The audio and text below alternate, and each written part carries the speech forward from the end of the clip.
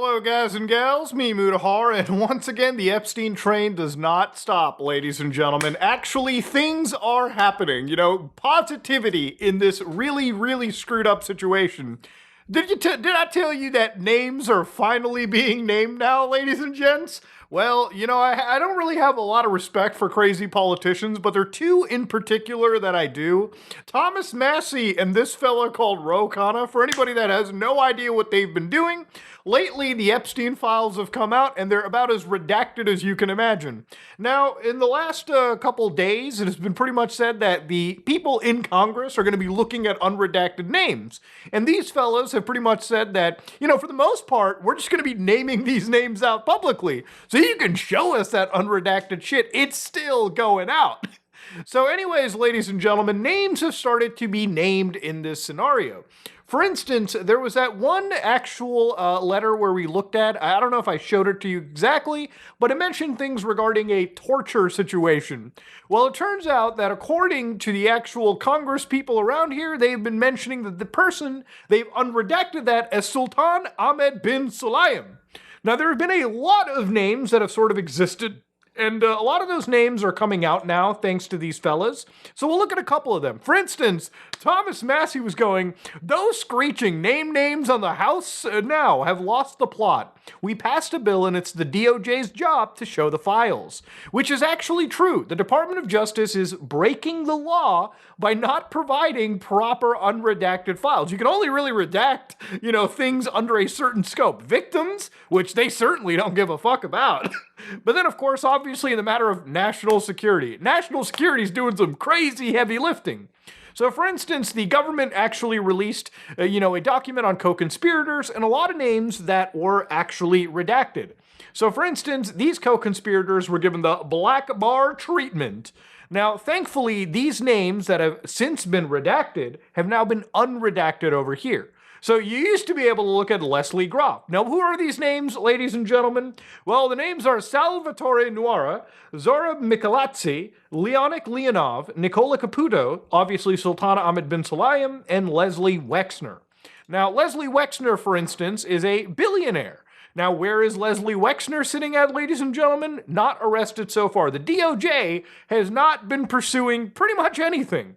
Now, thankfully, the top cop in the country is actually testifying as we speak. As you watch this video, she is getting grilled by left and right alike, as she should be, because honestly, I think the government is pretty complicit on basically downplaying one of the sickest human trafficking networks in human history. Now, obviously, there's a list of unredacted names right over here that you can actually spot these people in. Obviously, the significance of the names I showed you was a document regarding co-conspirators that has actually been forced to be unredacted by the government. Why was the government protecting those names? I honestly have no idea, but there's a whole slew of other names that you can find. Zora Michelazzi, for instance, spotted around. Names like Rhea Hickey, names like Joan Riviera, Jeffrey Epstein, Anna Met. All these names. And again, these are individuals that need to be discussed and brought out into the world, because if you had any involvement in a network like this, you should be exposed. Again, I don't even think the portraits should be blacked out entirely. It's funny, like Ghislaine and fucking Epstein are the only ones that you can see. We have the names. You might as well just give us who these people are. Now, I want to read something from the survivors of Jeffrey Epstein really quickly, too. I think it's very important that in this entire process, in all of the, wild conspiracies, and, well, a lot of those conspiracies have turned out to be true, a lot of the, I guess you could say we have to talk about the actual survivors and the victims over here. And in this case, they wrote a pretty scathing letter, for instance, to actual Attorney General Pam Bondi, which might be the dumbest fucking Attorney General I've ever seen in U.S. history. But we are writing to you as survivors of Jeffrey Epstein's abuse and trafficking network. In recent days, senior Justice Department officials have suggested that the latest release represents transparency and that survivors should now have the closure we deserve. Deputy Attorney General Todd Blanche told the public that the department's review of Epstein's case is over. He also suggested that while victims want to be made whole, the department cannot create evidence or come up with a case that isn't there. We must be clear, this does not provide closure, sorry. It feels instead like a deliberate attempt to intimidate survivors, punish those who came forward, and reinforce the same culture of secrecy that allowed these crimes to continue for decades. Which is very true. Again, remember, the reason why this was happening is because nobody could really raise their fucking hands against somebody with this many resources. Remember, this wasn't just one billionaire. This was a network of billionaires, people that control basically every aspect of society. You may not like certain billionaires, but you will be forced to interact with them because of the way the system works. So basically, they're not asking the DOJ to invent evidence, they're just asking to release the evidence that already exists and why millions of pages are actually withheld. First, the redactions and disclosures are reckless and dangerous. Survivors' names and identifying details have once again been exposed, which is true. A lot of survivors' personal information has been exposed because the people that are supposed to be redacting this are doing a really good job protecting the fucking kid fuckers as opposed to the actual people that are victimized throughout this entire story. This places survivors in jeopardy and sends a chilling message to others and confirms many worse fears. Reporting abuse will not protect you, it will only expose you. Which, might I remind you, in a lot of corrupt countries is par for the course, right? A lot of countries, people don't want to talk to law enforcement because they know if they talk to law enforcement, it's going to end up with their name getting leaked and retribution being served to them and their loved ones. That is not something that should happen in the United States.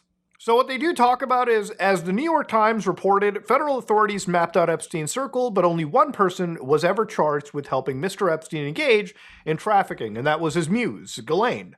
The recently released documents, however, shed no light on whether the investigation into Epstein's accomplices continued or why the government failed to pursue charges against individuals it knew to be involved. Survivor Maria Farmer, who we actually talked about months ago, reported Epstein and Maxwell to the FBI 30 years ago. She was laughed out, and literally because of these documents, it showed that she actually did file reports, and unfortunately the FBI basically took that nowhere.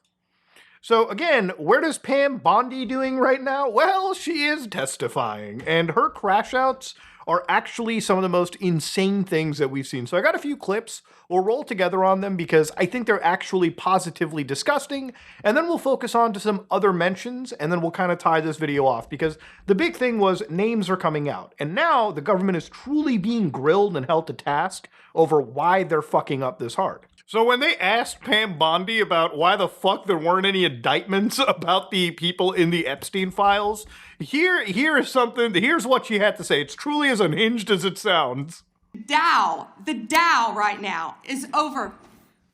The Dow is over $50,000. I don't know why you're laughing. You're a great stock trader, as I hear, Raskin. The Dow is over 50,000 right now. The S&P at almost 7,000. And the NASDAQ smashing records. Americans' 401ks and retirement savings are booming. That's what we should be talking about. We should be talking about making Americans safe. We should be talking about, what does a Dow have to do with anything? That's what they just asked. Are you kidding? Man, this bitch is crazy, dude. What the fuck? Okay, so anyways, this is a meeting about like Jeffrey Epstein and his human trafficking network, which you, the AG, should be responsible for fucking taking care of to prosecute on. Why is she talking about economic affairs like the Dow Jones, the fucking NASDAQ? Bitch, you ain't no fucking economic expert, okay? What is going on over here, okay?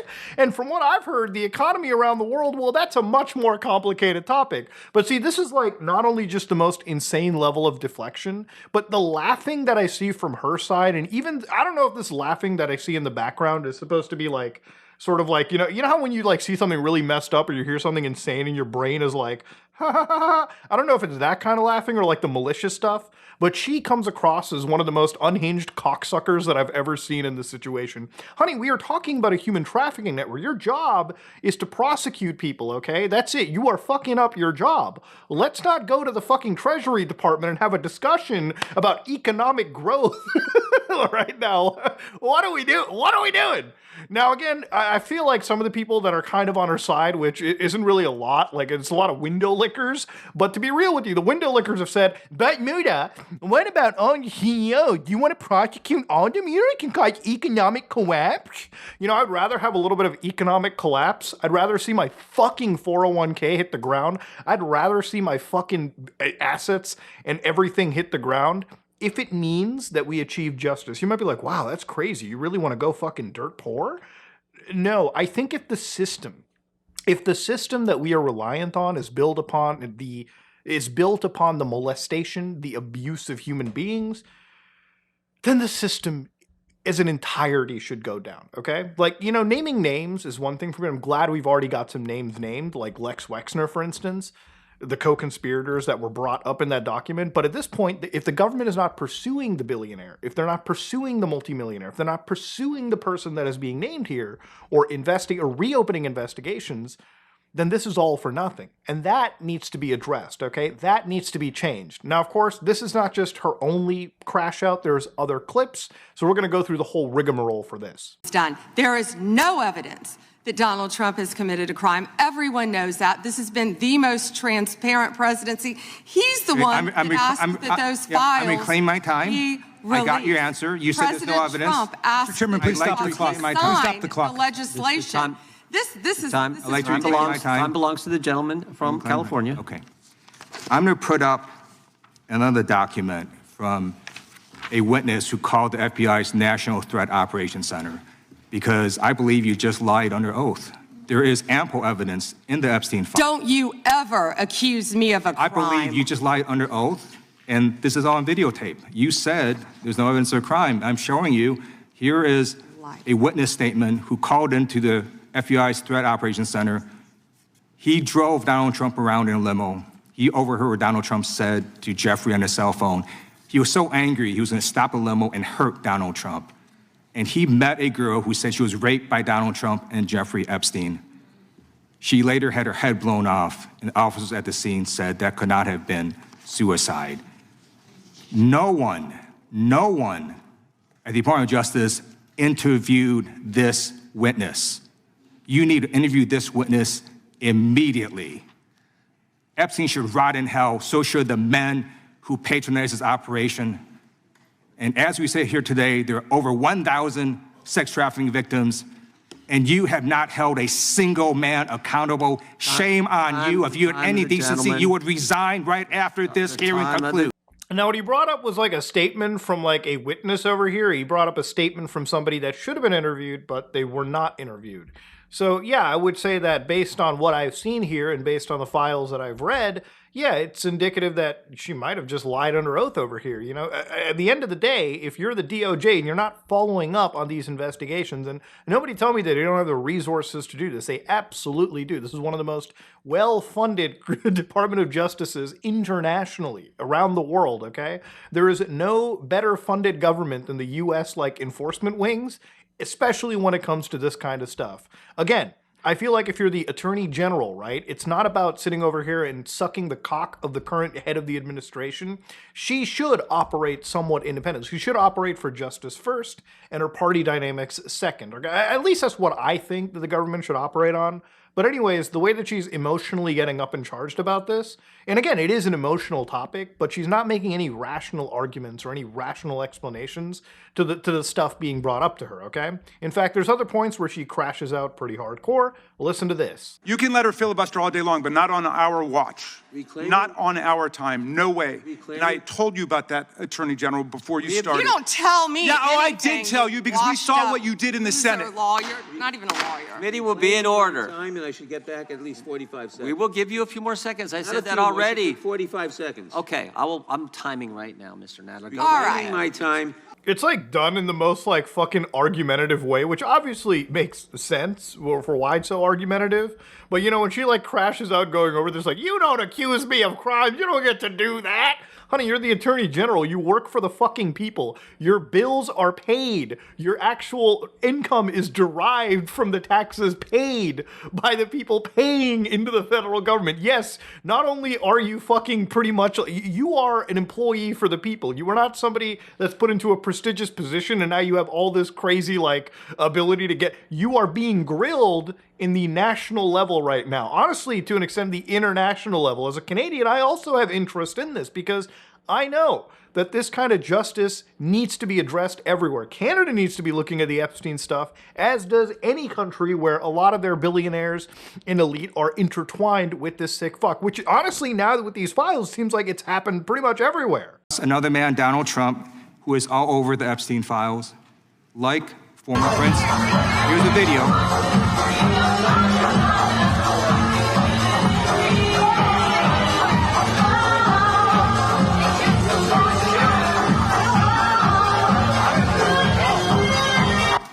Like former Prince Andrew, Donald Trump attended various parties with Jeffrey Epstein. I want to know, were there any underage girls at that party or at any party that Trump attended with Jeffrey Epstein?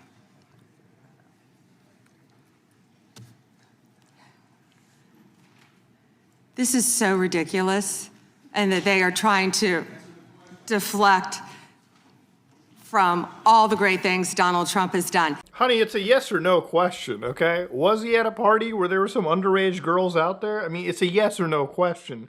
I don't understand why she's so, like, in allegiance to this one guy. Like, you're the AG, you're the Attorney General. I feel like the DOJ should operate somewhat independently, okay? Once you're in there, once you're in that position of power, you should be investigating anybody, even the guy that is the executive leader, okay? It just should be a thing. It shouldn't be shied away from. He is a president, not a king, okay? He's not a god king. He's a president. Presidents have been taken down before, and they can still be taken down if they are actually culpable of really heinous crimes. That's all I'm saying, okay? Again, I'm not in this cult of personality that some people like to be in. You can call me like a libtard. I really don't care about that. Like, at the end of the day, I just look at things in an objective manner. And none of this stuff makes a lot of sense to me. To the survivors in the room, if you are willing, please stand. And if you are willing, please raise your hands if you have still not been able to meet with this Department of Justice. Please know for the record that every single survivor has raised their hand. Attorney General Bondi, you apologized to the survivors in your opening statement for what they went through at the hands of Jeffrey Epstein. Will you turn to them now and apologize for what your Department of Justice has put them through with the absolutely unacceptable release of the Epstein files and their information? I'm just going to cut that clip off. She doesn't even apologize whatsoever, but I think the startling thing about this is the DOJ has met with none of these victims, okay? So they're not willing to even follow up on these claims to seek for extra evidence that can be used actionably against sick people.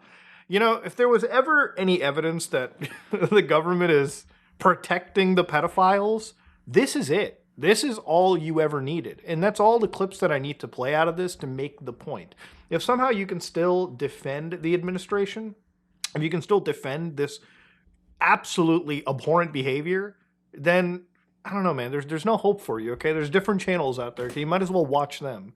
They'll suck the cock you want, not here. But, you know, one of the things that makes me mad, too, is, like, the current North Korean press secretary that they've hired for their fucking, like, administration. Listen to this. Thanks, Caroline.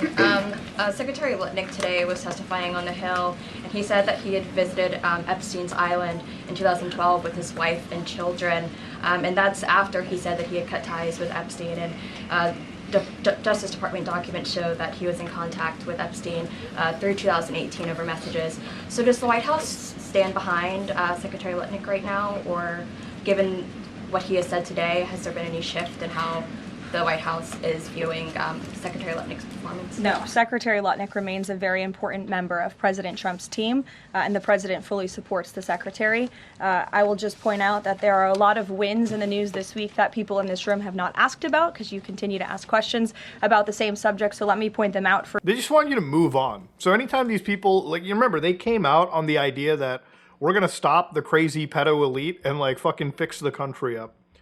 They don't care. okay? Because they're all in the same bed together, man. This is it. They're all in the same bed. They don't care about the children. They don't care about the victims. They don't care about anyone. That's all it is, okay? So if you end up still supporting this, I have to ask you why. Like, fucking why, of all things, right? Like, we made it so we're like, I don't know. There's really nothing you can say about it. But the best part about this stuff is the names are finally being unredacted. The people that are supposed to be grilled are actually getting grilled as opposed to sitting in their offices and sort of ignoring it. You know, it's interesting when you start this whole thing off, you look at conspiracies like Pizzagate, for instance, and you're like, you know, you look at things like Comet Ping Pong and how people kind of riled up on 4chan and looked at some of these businesses. And for anybody that doesn't know, basically, you know, an early explanation from Britannica, but basically from John Podesta, the campaign chair for Clinton, that emails had been hacked, WikiLeaks released those emails, and people started to pick through those emails and started to identify certain locations where they thought were hubs of human trafficking. You know, it spawned the QAnon movement, which, you know, basically was a movement where conspiracy theorists were talking about this. Originally started on 4chan, of course, because that's where all this stuff starts. That the president is waging the secret war against a cabal of satanic, pedo elites in Hollywood, the Dems, the deep state, so on and so forth. And mind you, this has been a big talking point all around. But now, you know, it's interesting that we finally got evidence to confirm that this is not just a conspiracy theory, it actually was a thing. There was an elite group of people, but it wasn't just one side of the aisle. This was both sides of the aisle. Don't think for a second that in this video, if I'm hard on Trump, I'm not going to be hard on people like Bill Clinton, who I think did just as many terrible things on an island. People like Bill Gates, who I think have done terrible things personally, in my opinion. So it's not just Trump for me. I think all these people aligned need to be investigated and possibly serve some fucking jail time. Because if the story doesn't make you mad, then I don't think that you might need to get your conscience a little bit checked. Now, a lot of people have been sharing a lot of information around too. There's been further emails and discussion boards that I've seen where this specific document was shared, EFTA 012497818.pdf. So here, it's a long discussion over here, but anyways, to give you a quick idea of what this consists of, Donald Trump was actually referenced in here. He basically said that Donald Trump told blank that he threw Epstein out of his club. Trump called the PB, which is the Palm Beach Police Department, to tell him thank goodness, stopping him. Everyone known he's been doing this. Trump told him people in New York knew Epstein was disgusting. Trump said Maxwell was Epstein's operative. She is evil, and to focus on her. Trump told blank that he was around Epstein once the teenagers were present. Now, this is an interview of an individual saying this. It's not fact. But I've seen a lot of news places talk about this, and you know, a lot of the individuals that are on the Trump Defense Force going and saying, well, no, see, this is him saying that the guy was evil to begin with. But also the interesting thing about this situation too is if he's saying that somebody like Maxwell is evil and to focus on her, why at the same time back in 2020 is he going, I wish her well? You know, where literally a reporter asks him, you know, if Maxwell will turn in any powerful man in her network. And he's like, I don't know. I haven't really been following it too much. I just wish her well, frankly. So if you know she's evil, why are you wishing her well? Again, these are reports that are made. These are actual discussions that are brought up. But for people to take this as gospel, but also ignore other things like the various allegations that murders have been done with Trump in his presence, you know, you have to either take all of these as facts or you have to take all of these with a grain of salt. You can't just selectively believe what you want to believe and what you don't want to believe in this story, right? But that's just my example. That's just my belief onto it. Again, I feel like for me, talking about this and bringing up these files and discussing them, I want to also provide you the context, the full context of the story. I think when it comes to any of these stories, people just selectively pick and choose what they want to talk about, but they don't ever get into the gravitas of the situation, right? They don't ever actually discuss the real context, and they don't look at all of the story, right? They only look at the document they want, and they selectively ignore anything else that could be contradictory to it. For example, another PDF file, EFTA 0006439.pdf, actually was from the Federal Bureau of Investigation, and it brings up something that has even Epstein's death into question, at least for me. So for instance, right over here, They talk about blank worked for the BOP in 2003, worked in both New York and Indiana, blank at college education, yada, yada, yada, 10 years in experience with electronics. So over here in 2016, blank was put in charge of all the cameras in the MCC, sorry, advised that the cameras in the MCC were out of date, the recorders frequently went bad, and the cameras were all analog and not maintained properly. So down over here, he said, blank advised that only one hard drive of the camera system was working at the time of the incident on August 10, 2019. When a DVR went bad, none of the cameras recorded. There was a system, this is when Epstein died, by the way, and why I guess we just don't have any footage or anything regardless. There was a system failure of DVR2 on July 29, 2019, and the motherboard failed on DVR2 on August 8, 2019. The hard drive failure occurred on August 10, 2019. Now look, I have had things break around on me, but the reality of it is that it's so weird to me that it all happened. It's almost like the perfect, cover up in a way too, right? Like Epstein, took his own life. Nobody else was around there, but in order to confirm that, we would need, video evidence. Now I guess we just have a perfect example over here of every bit of technology failing at the same time. Like you have to be a rube to believe that this isn't, that there isn't something sinister behind this. Blank started removing the bad drives in order to rebuild the DVR. Blank advised that an FBI agent was the one who pulled out the DVR. Blank also advised that he knew that by replacing both hard drives, the system would be wiped, and that he had advised personnel at MCC of that. So is this indicative of a cover-up? I don't know. But it's shady, and it's stuff that needs to ultimately be answered. Ladies and gentlemen, the Epstein stuff is... I know that for some it might be exhausting talking about it so much, but again, there's just so much that is developing on this day by day.